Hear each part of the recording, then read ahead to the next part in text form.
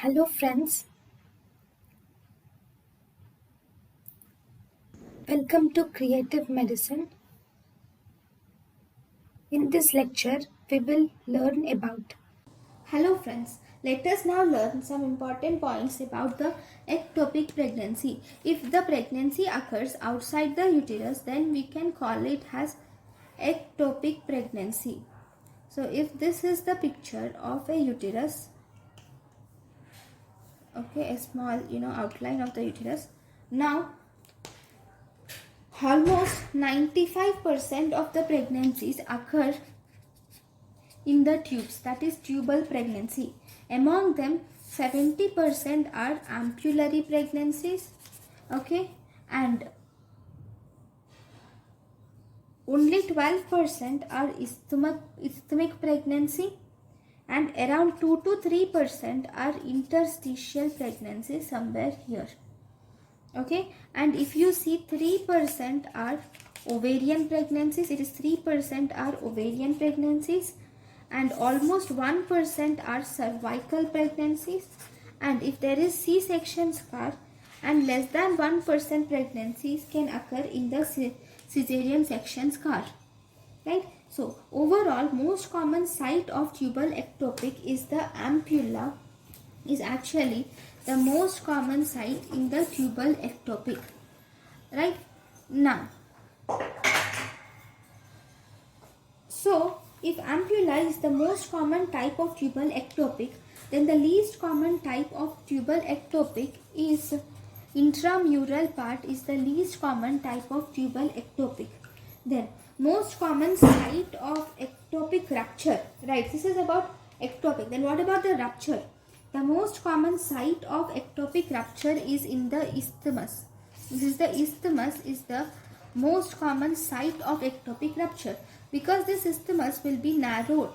It is a narrow part, so it is difficult to rupture. So it is easy to rupture because there is no space for the growing baby to, to accommodate. So as a result, isthmic rupture is more common than the other types of rupture, okay.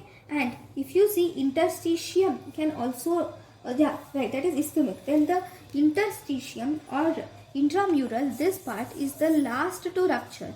Because of this, it has some space for accommodation of the baby, and also it is supported by the uterine musculature. It is almost nearer to the uterus, so it is actually supported by the uterine musculature. So it is the last site to rupture is this is the last site to rupture among the tubal. Among this tubal, it is interstitial, that is up to 12 weeks the pregnancy can continue. Then the overall last to rupture is abdominal, okay. This abdominal, it is the overall last to rupture. Whereas if you see, this isthmus is the most common to rupture, and it ruptures by almost 6 weeks, okay. By 6 weeks it ruptures. So this is about the common causes of sites of tubal pregnancy and the sites of rupture. See, if you were asked what is one-liners like, what is the most common cause of ectopic pregnancy? Most common cause of tubal ectopic, if you were asked, then it is previous ectopic pregnancy is the most common cause of tubal pregnancy. And second most common cause, if you were asked, that is pelvic inflammatory disease, is the second most common cause of ectopic pregnancy. Then if you see, the contraceptive failure has high risk for tubal pregnancy, especially if you see, tubectomy failure will cause more risk of ectopic pregnancy when compared to progesterone containing intrauterine contraceptives, which is more common than copper T failure, which can more predispose to ectopics than progesterone only pills. So progesterone only pills have least risk of ectopic, whereas tubal failure have more risk of ectopic among the contraceptives, okay. Then we have one more syndrome which is called as Carter-Jenner syndrome, which is associated with ectopic pregnancy. And artificial reproductive techniques. Any artificial reproductive techniques like in vitro fertilization, all this can cause ectopic pregnancy, like heterotopic pregnancy, cervical pregnancy, and interstitial pregnancy can occur because of this artificial reproductive techniques. And if you see, PID can cause them. And any surgeries over the uterus, it can be surgeries like tubal corrective surgeries. Actually, in the surgeries, tubal corrective surgery most commonly causes ectopic, because with the surgeries there will be formation of some adhesions. So because of that adhesions, the zygote which is formed cannot travel from the, so whenever there are any adhesions in the tube, the zygote which is produced cannot travel through the fallopian tube and enter the uterus, because if there is an adhesion here, then maybe sperm, the adhesion may be small enough, the sperm can pass and there will be fertilization in the ampulla, and this ovum, zygote which is formed will enter, but now it can't enter because of the small space, and now this gets implanted here, resulting in ectopic pregnancy. So any tubal corrective surgery which will cause tubal adhesion, which might have caused tubal adhesions, or any tubal sterilizations, okay, and I said artificial reproductive techniques, PID, okay, all these will cause ectopic pregnancies. And in tubal surgeries we have these two, tubal corrective surgery and sterilization can cause ectopic pregnancy. And if there is sometimes infertility can also lead to ectopic pregnancy. Okay, so these are the different causes of ectopic pregnancy. Because why infertility? If there is infertility, they go to artificial reproductive techniques. So in that way, that will lead to ectopic pregnancy, right? Then if there is tubal pregnancy, what actually happens? You will see, whatever the reason is, whatever the cause is, there is tubal pregnancy. That is, here in the tube there is implantation of the blastocyst occurred in the tube, okay, in the tubal wall, okay, and here the body, this blastocyst tries to establish or get implanted, formation of placenta, all this it tries to occur in this tube. Normally, if you remember, in the uterus we have endometrium. That endometrium undergoes decidualization. The decidia will be decidia capsularis, decidia parietalis, and decidia basalis will form. Okay, all those will undergo, all those will help in uterine implantation. But here the problem here is, here there is uterus, right? Now because of the blastocyst getting implanted in the tube, there will be the uterine changes will also occur. First we will see uterine changes and then we will go to tubal changes. So in the uterine changes, due to human chorionic gonadotropin, obviously there will be enlargement of uterus. There is formation of decidualization will occur in the uterus, okay, but there are no chorionic villi in the uterus, right? And then here in the tubers, in the tube, there will be, even in the tube, there will be minimal decidual reaction will occur, and there will be increased vascularity. Now the blastocyst has buried into the tubal wall, and there will be villi will form. But during when the tube attempts to form the villi, the tube will now attempts to form the villi. So there will be engorged blood vessels. In the tertiary villi, there will be blood vessels which enter the tertiary villi, right? So during that stage, the blood vessels starts to erode and they will fill the villi. And this results in, around this gestational sac, you will see blood or hemorrhage which is accumulated around the gestational sac. And there is a small layer around it, so it won't rupture, okay? But as this blood I'm sorry, there is a so this is the, I'm really sorry, it's not visible, right? Okay, this is the blastocyst. Okay, there is a formation of secondary villi and tertiary villi here. Okay, there is decidualization, minimal decidual reaction resulting in primary villi and secondary villi will form, and in the tertiary villi there is blood vessels which enter the tertiary villi. Those blood vessels will start eroded and they form a hemorrhage around the gestational sac.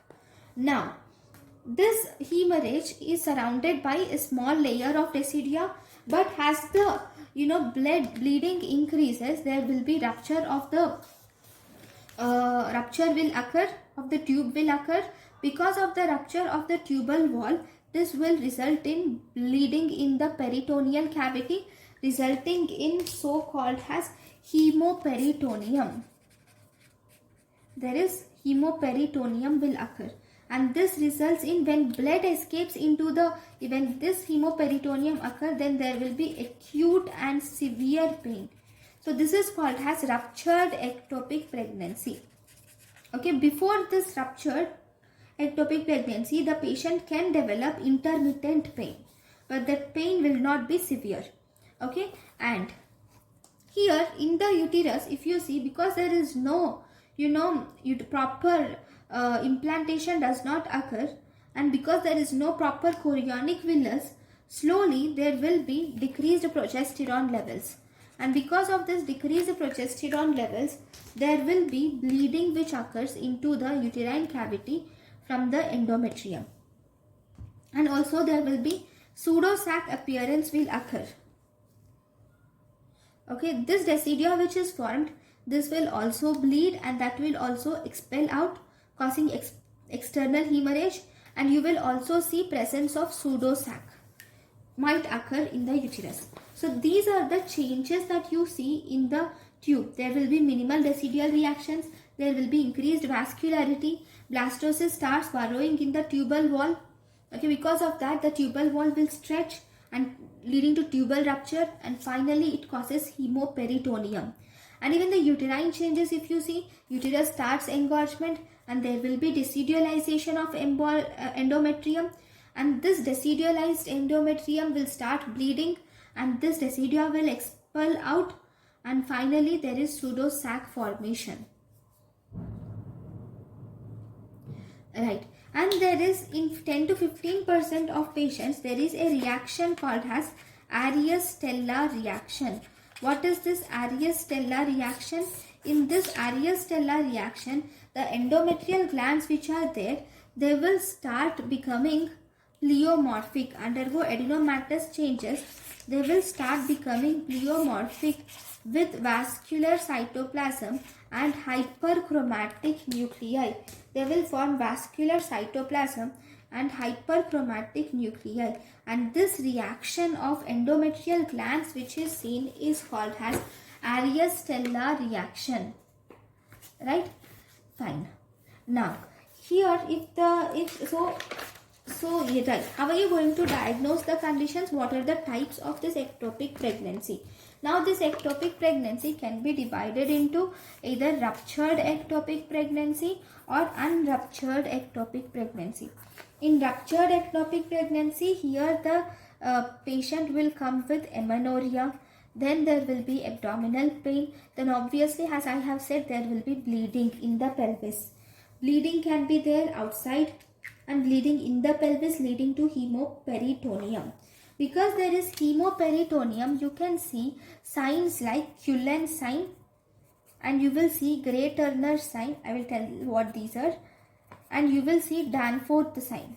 So what are these? See, Cullen sign is nothing but if this is the abdomen and this is the umbilicus. In Cullen sign, you will see bluish discoloration of umbilicus is seen in the Cullen sign. Okay, then you have Gray Turner sign. Gray Turner sign is when you see bluish discoloration in the flanks, then we call it as Gray Turner sign. Then we have Danforth sign. Danforth sign is here. This is a shoulder tip sign where there will be pain in the shoulder. Here the patient experiences pain due to peritoneal irritation. That is called as Danforth sign. Okay, then if you do a per vaginal examination, you will see that the uterus is less than the period of gestation. Okay, uterine size will be less than the period of gestation and a period of amenorrhea. Okay, and you will see around the uterus, you will see, because there is hemoperitoneum, right? Because of this hemoperitoneum, it gets actually deposited in the uterine cul-de-sacs, and also in the pouch of Douglas, it gets deposited, right? So because of that, it will cause you see that there is fullness around the uterus, and even the cervical motion tenderness will be positive in this ectopic pregnancy. You will see that the cervical motion tenderness can be positive. Okay, because it is ruptured, okay, you will have to act very fast, or else you might lose the patient. So you should do immediate resuscitation. You should first and foremost do immediate resuscitation. You should not wait anything. Okay, you should just do a abdominal examination. Then you can do, if you wish, you can do an ultrasonography and confirm the ectopic pregnancy, and then you start doing the resuscitation. Okay, you should do simultaneous resuscitation, and after doing spontaneous resuscitation, and then you should do emergency laparotomy. Then after you do emergency laparotomy, you should do, and after laparotomy you can do either salpingostomy can be done, or you can do salpingectomy can be done in these cases. Okay, you should do emergency laparotomy and you should go to the surgical procedure. Okay, that is for ruptured ectopic. Then if you have an unruptured ectopic, then in unruptured ectopic, this is mostly asymptomatic. There will be an amenorrhea and there will be slight pain because of stretching of fallopian tube, because of this accumulation of blood. Okay, before rupture, the accumulation of blood causes mild pain, so there will be pain due to stretching of fallopian tube, and there can be mild bleeding can be seen. Okay, now once you see this, once you do per-abdominal examination, because it is unruptured, you will see it is normal. And if you do per vaginal examination, you will see fullness and tenderness in the lateral fornix, and you will see cervical motion tenderness to be positive. Then you will have to do a transvaginal ultrasonography. Actually, it is a gold standard. And in order, because there is history of amenorrhea, you can do urine pregnancy test can be done. It will obviously be positive, but this is not that important. But what is important is about the transvaginal ultrasonography. If you do a transvaginal ultrasonography, normally if it's an intrauterine pregnancy, if this is the uterus and this is the tube. Okay, if there is implantation normally in the intrauterine pregnancy, then you will see this gestation sac present in the in the uterus is seen if it's intrauterine pregnancy, right? If it is not intrauterine pregnancy, or if there is tubal pregnancy or anything like that, then you will see something called as, in the endometrial cavity, you will see a pseudo gestational sac is seen. Okay, you will see just a small fluid like collection is seen in the endometrial cavity, which is called as pseudo gestational sac is seen. But it is seen only in some patients. In most of the patients, you will see empty uterus, and you will see presence of gestational sac in the fallopian tube. This is most common finding. Empty uterus and presentation of gestational sac in the fallopian tube is more common finding when compared to pseudo gestational sac, right? Then I will show you the pseudo gestational sac. See, this is the picture where you can see this pseudo gestational sac here. Okay, next.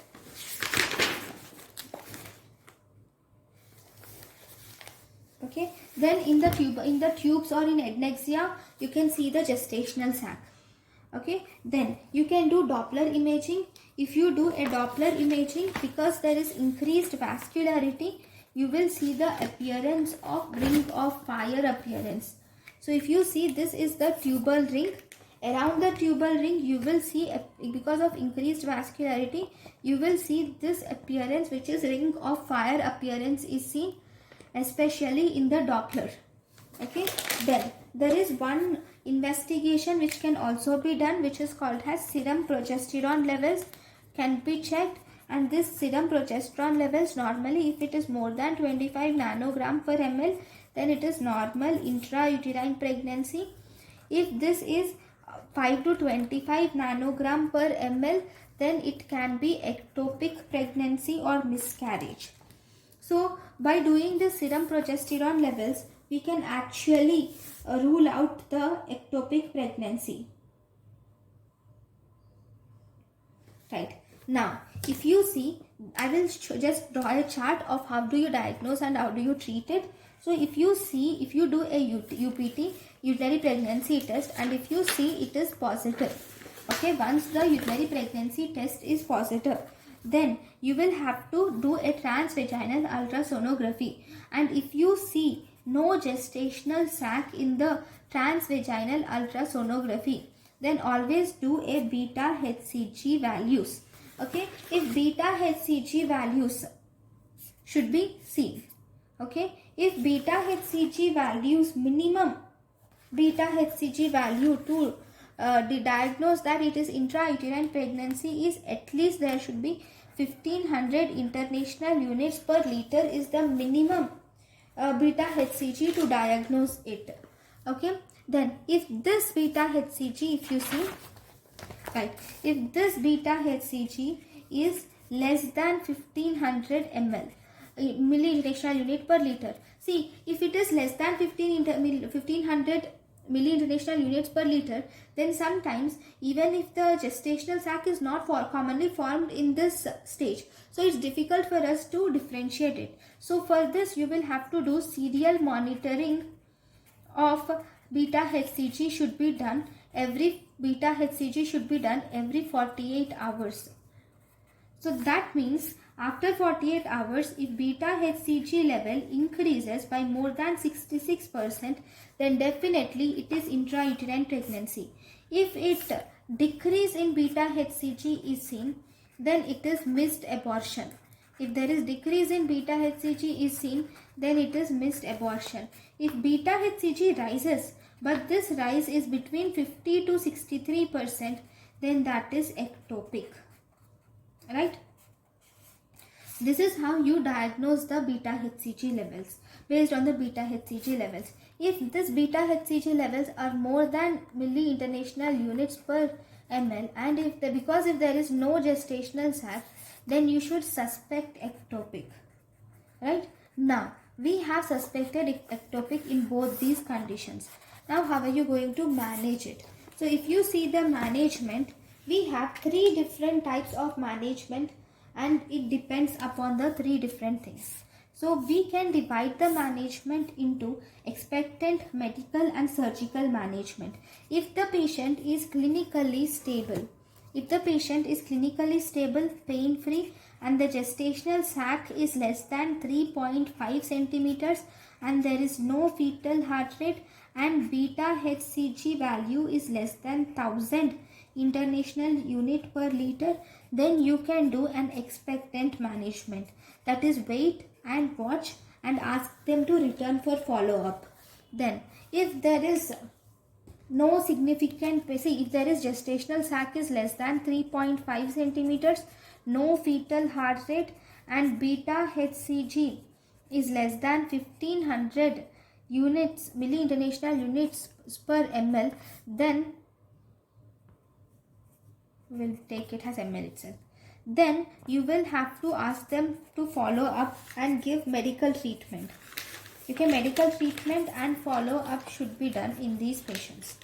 So if you see, the medical treatment is we can give methotrexate is given in the dosage of 50 milligrams per meter square on days 2, 4, 7 is given. Okay, if there is decrease in methotrexate by 15% is seen, then obviously it is response is seen. If there is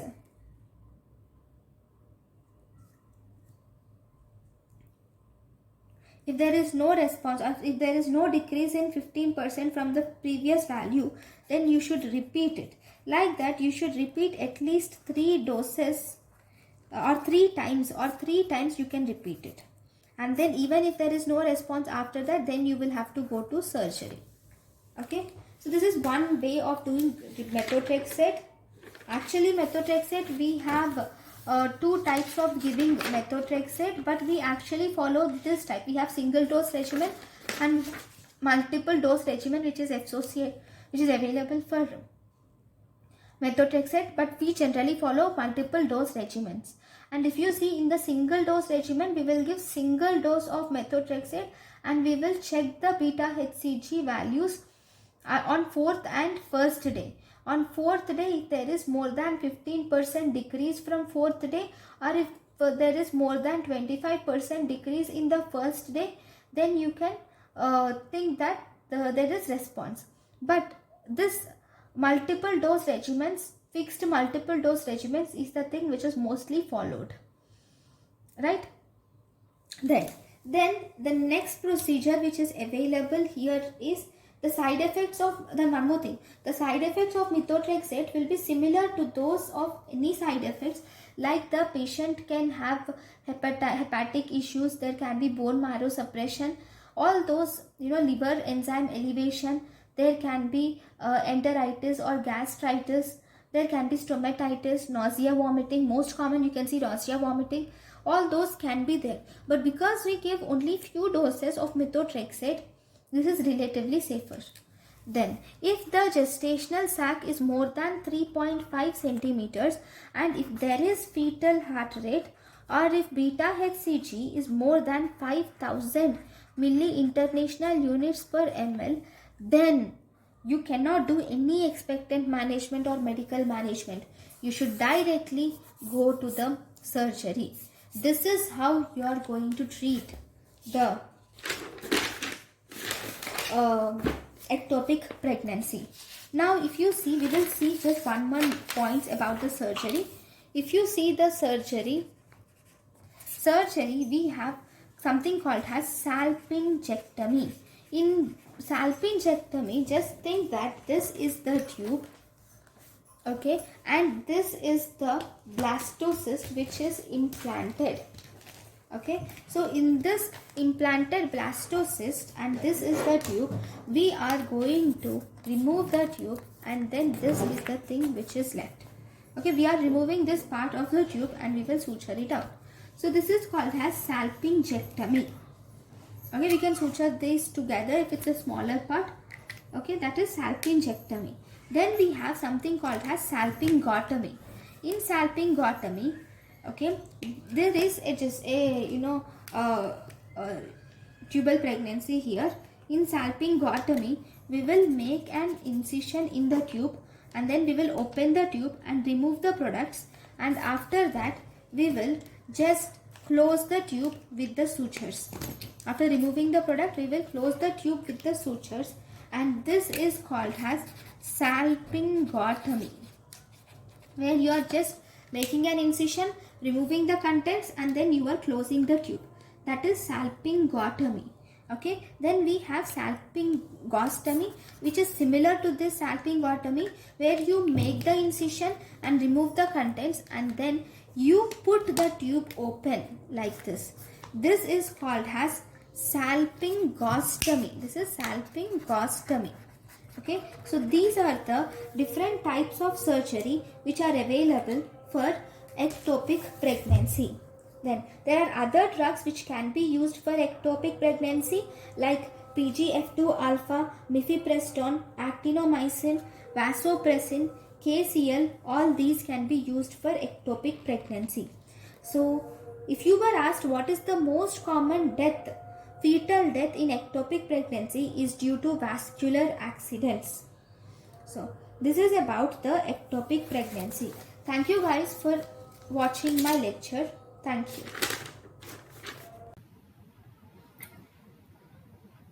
Thank you, and thank you for watching.